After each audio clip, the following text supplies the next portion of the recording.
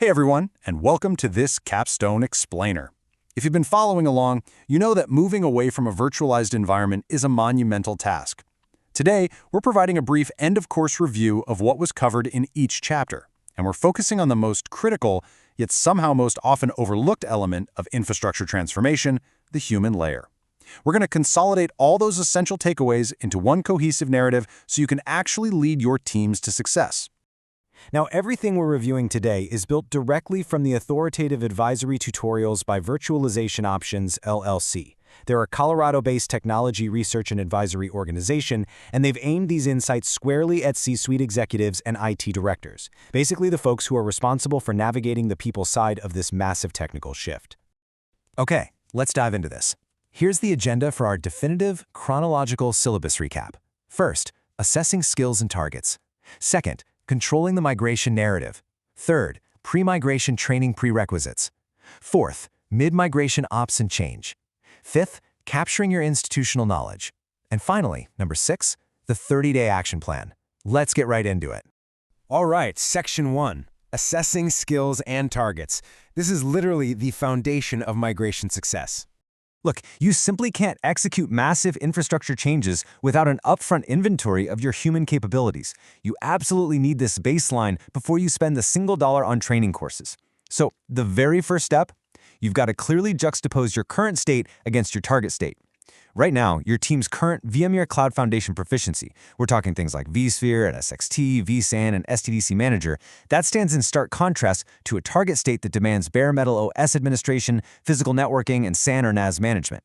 By visualizing these severe technical gaps, you can systematically map out requirements by role, separating what your sysadmins need from what your network engineers and help desk staff actually require. But here is a critical warning from the advisory. Misaligned training is just wasted budget. You have to lock in your infrastructure decisions before you buy any training. Are you moving to Proxmox, Microsoft Hyper-V, maybe Nutanix? Are you going to use Cisco or Juniper for networking? See, buying generic training before definitively choosing your hypervisor, networking, and storage platforms is a massive budget risk. Why? Because every single one of those demands a highly distinct learning path. And this brilliantly illustrates our next core concept. The source says, establish a RACI. Define who assigns training, who delivers it, and who tracks completion. Ambiguity here kills momentum. Choosing your tech stack is obviously vital, but defining the leadership and accountability for the training process, that's just as important. Think about it. If nobody is explicitly accountable for making sure that engineers actually complete their new bare metal certifications, the whole project is going to stall before it even begins. Moving on to Section 2, controlling the migration narrative. This is all about managing perceptions and minimizing risks. How you govern this transition, both internally and externally, will absolutely make or break the project. It affects everything from staff morale all the way to vendor relations. So effective communication governance requires strict sequencing. First, you start with internal IT leadership. Then you move to department heads, followed by all staff, then vendors, and finally external stakeholders. Now, why this exact order? Well, over-communicating early-stage plans to roles that just don't need to know yet creates noise. Sequencing your announcements deliberately prevents premature resistance, it stops vendor friction, and honestly, it spares your staff from a lot of unnecessary anxiety.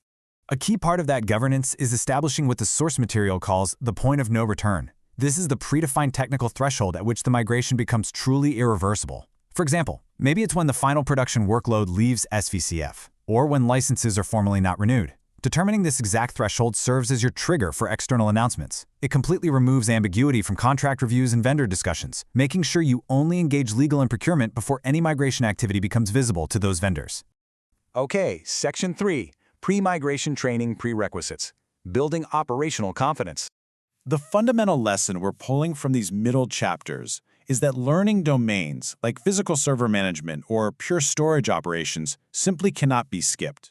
I want you to really absorb this maxim from the text. A training plan without milestones is a wish list. It's such a powerful statement. Without tracked and measured milestones, your training plan is basically a letter to Santa Claus. You have to tie every single learning gate directly to your overarching migration project plan. So what do those milestones actually look like in practice? Well, they require strict phase gates. Literally, no migration phase begins until prerequisite training is formally signed off by a manager. Next, you need dedicated hands-on lab hours. Course completions alone just do not build operational confidence unless you have sandbox time to see what normal looks like on the new platform. And finally, you need strict budget line items, not just for exam fees, but for backfill coverage during those training windows. Section 4, Mid-Migration Ops and Change. This is what we call training under fire. At this stage, we're in the active migration window, and your team is going to be under sustained stress. Technical performance here is completely inseparable from team resilience, which means the human layer has to be actively managed. So the crucial point is how you handle things when they inevitably break. The text outlines a mandatory 15-minute debrief cycle. It works like this. An incident occurs, the team resolves it using a predefined path, and then, this is the critical part, they hold a mandatory 15-minute debrief. That debrief immediately feeds into a runbook update. These rapid incident debriefs are actually the most effective training events of the entire project because they turn live fires into documented institutional knowledge. During this super high-stress period, leaders have to explicitly and repeatedly reframe mistakes. Errors made in a supervised migration context, those are learning events, not performance failures. If you want your team to actually survive this immense pressure, you really need to support them. You should communicate daily wins to show progress, actively and empathetically monitor for burnout signals like skill anxiety, and reinforce a culture of real psychological safety. Section 5, Capturing Your Institutional Knowledge. Securing the Operational Future. As the dust settles, we enter your post-migration reality. If uncaptured knowledge exists only inside individual engineers' heads, you're looking at a massive operational risk and a pretty big succession planning failure. To secure your operational future, you must build a formal knowledge management system. This means converting migration notes into living runbooks with named owners and strict review cycles, because honestly, undated runbooks are absolute liabilities. You also need a searchable internal wiki for common failure scenarios. Plus, post-migration documentation is a governance requirement, and you should formally tie training completion to professional development reviews. That signals to everyone that this learning is mandatory. Now, what's really interesting about this matrix is that it acts as the perfect cheat sheet for executives mapping out the journey. Take a look. Before migration, your primary focus is skills inventory and lab time, and the deliverable is a signed-off matrix.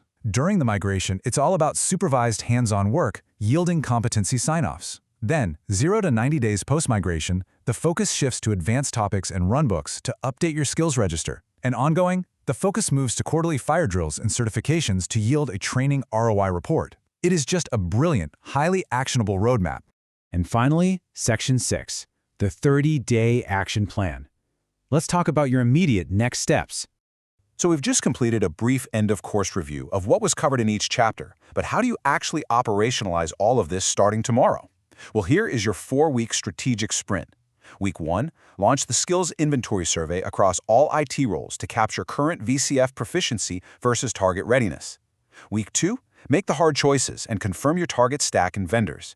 Week 3, build that role-based training matrix from your inventory results and submit the formal budget request.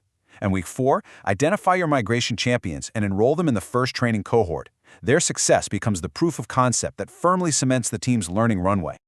I'm going to leave you with this final, vital thought from the tutorial. Training readiness is migration readiness. Every single week of delay compresses the training runway and drastically increases your cutover risk. So the question you really need to ask your leadership team today is this: are you ready to start now, or will you wait until project kickoff when it's already too late? Take these insights, implement your 30-day plan, and empower your human layer.